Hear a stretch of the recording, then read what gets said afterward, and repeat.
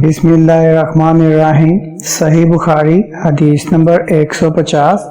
अनस बिन मालिक रज़ी अल्लाह अन्हु से सुना, वो कहते थे कि जब रसूलुल्लाह सल्लल्लाहु अलैहि वसल्लम रफ़ा हाजत के लिए निकलते तो मैं और एक लड़का अपने साथ पानी का बर्तन ले आते थे।